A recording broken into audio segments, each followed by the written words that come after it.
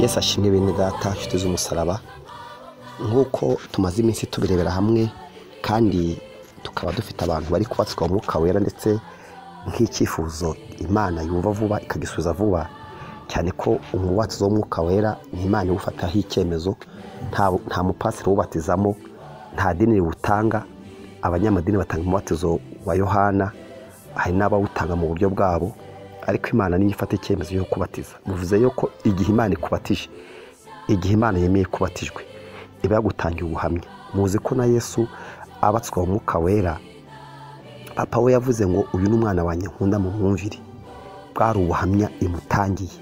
Iyo Imana yemeye kubatswa umwuka wera, ibikutangira ubuhamya. Ahubwo buhamya bujyana n'igihe ugiye kubatizwa. Ntabwo ari ubuhamya buvuga ngo nyuma yo kubatizwa ntiwakora ibibi, kuko izo mpano ziba zihari. Ndagira rero ngo nkubwire ngo icyo namaze kubona, bitewe n'inshingano umuntu afite, bitewe n'inshingano yawe, hari igihe impano zawe zihinduka. Ntizinahinduke kuko izambere zagiye, hakabiza uteza imbere. Impano z'umuntu rero ni nk'uko umuntu acuruza ibintu mu nzu. Ushobora gukora botike ukajya ubona ibintu bigurwa cyane ni ibintu runaka. Hari impano rero ubona zitunze abantu, ugasanga izo mpano zirakenewe, abantu bakazirukankira, n'abazifite ukabona birabeshejeho. Nyamara impano ni impano z'uburyo butandukanye. Cyangwa se ukabona amadini yagiye afata umuntu ufite impano, akamuha ubuzima bwiza kuruta undi udafite iyindi. Ugasanga rero mu by'ukuri ibyo byose biterwa n'imyumvire. Ariko buriya nk'uko umubiri umeze, murabona ko umubiri wacu ufite ingingo nyinshi. Urutoki rufite icyo rukora, nta kantu kari ku mubiri kadafite akamaro. Ariko ikintu cyiza umubiri ugira ni uko ingingo zo ku mubiri ni magirirane. Nta rugingo rumwe rubabaye izindi zirababara. Nta rugingo rero na rumwe rubaho rudafite icyo rumaze. Nako niko twagombye gutekereza, tukumva ko iyi mpano uriya arayifite, njye mfite indi, ariko twebwe turazirutanisha kandi zose twazihawe n'Imana.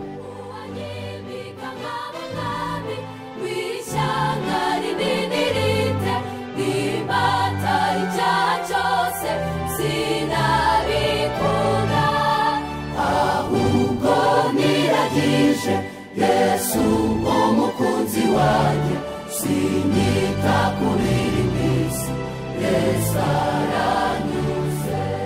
Muze nsoma mu bice bine mu rwandiko rwandikira itorero rya Efeso, mu bice 11 hakavuga ngo nuko habamwe kuba intumwa.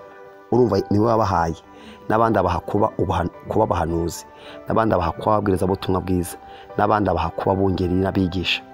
Bakavuga impamvu, kugira ngo abera batunganyirizwe rwose gukora umurimo w'Imana wo kugabura iby'Imana no gukomeza umubiri wa Kristo. Izo mpano zagiye ziza, Imana ikabanza kugutekerezaho, ikavuga ngo ndatanga. Reka wumve ko ari n'impano, ni gift, ni don.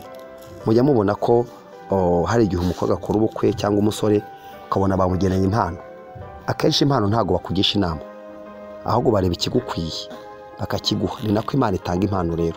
Ukwiye kunezezwa n'impano yawe, ukwiye kunezeza kubera ko Imana yo yaguhitiyemo.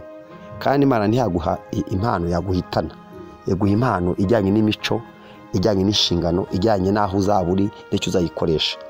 Niyo mpamvu rero ahantu uri, Imana ishobora guha impano ijyanye n'aho uri.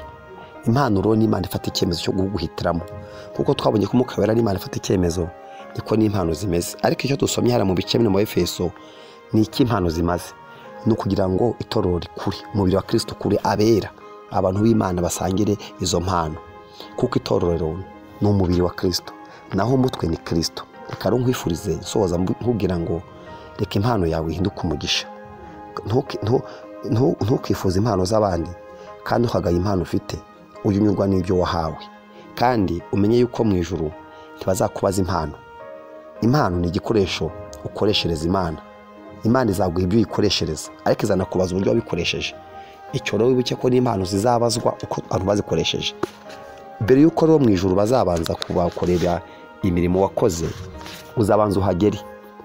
Abamenyereye kugenda ku bibuga by'indege cyangwa kwambukiranya imipaka yo mu bindi bihugu, muzi yuko batabanza kukubaza umuzigo, valise yawe, bagage si yo babanza kukubaza, babanza kureba niba ufite visa y'urugendo. banza ushake viza. Naho impano kuzifuza ntabwo ari bibi, ariko se urazifuza ijuru uzaryinjiramo gute utagira ibyangombwa bikwinjizayo? Ega mu ijuru ni mu gihugu, ni igihugu gituwe, gifite ubuyobozi, gifite gahunda, kandi ibisabwa turabizi. Nina ahangaha muzi ko iyo utujuje ibisabwa viza barayikwima. Shaka viza rero, shaka ibyangombwa by'ijuru, hanyuma ibindi Imana izabikongerera, izaguha ibyo kukwikoreshereza. Imana iguha umugisha kandi Imana ikugirire neza.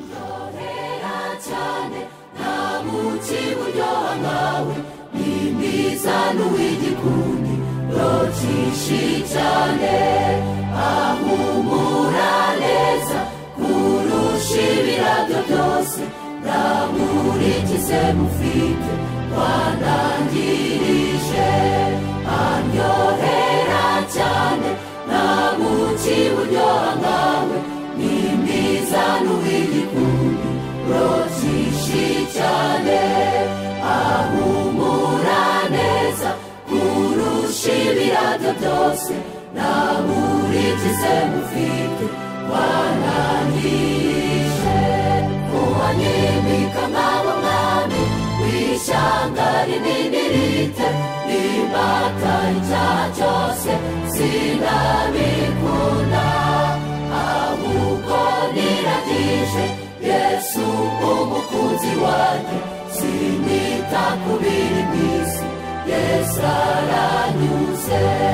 Uwanyimika nk'abo mwami w'ishyanga rinini rite, nimbata icyaha cyose sinabikunda, ahubwo niragije Yesu umukunzi wanjye, sinita ku biri mu isi, Yesu aranyuze. Sinyita ku biri mu isi, Yesu aranyuze. Sinyita ku biri mu isi, Yesu aranyuze.